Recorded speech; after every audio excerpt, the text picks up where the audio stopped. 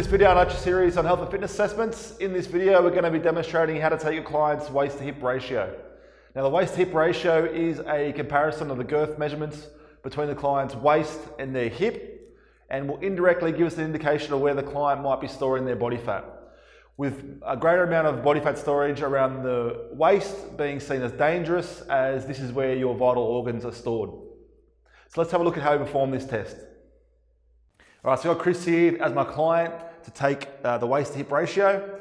Now, as I mentioned before, the waist to hip ratio is simply a comparison between the girth measurement of the waist and the hip.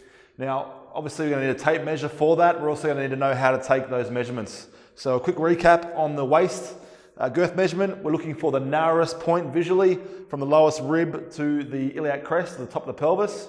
And we're simply going to take a measurement there. So I need client Chris to turn side on. I'm going to pass the tape, or get him to pass the tape around his waist.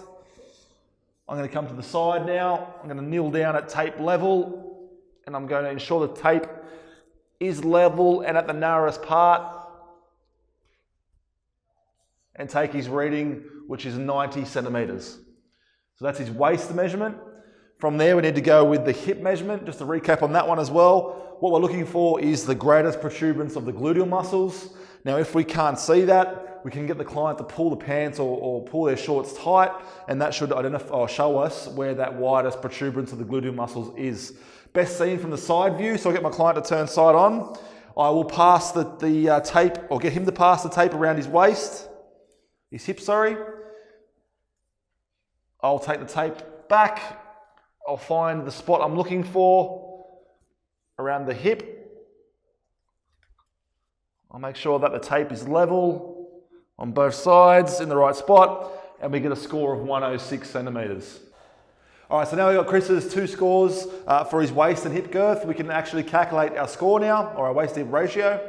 So the waist to hip ratio is simply calculated as waist in centimeters divided by hips in centimeters. So in Chris's case, we know he got 90 centimeters for his waist and 106 centimeters for his hip. So 90 divided by 106 is going to equal 0.85 for his waist hip ratio. So once we get the score, we can then compare it against normative values, which will put you potentially at risk of cardiovascular diseases, depending on, or at higher risk, depending on the number that you achieve. So that's what we do with our score once we get it.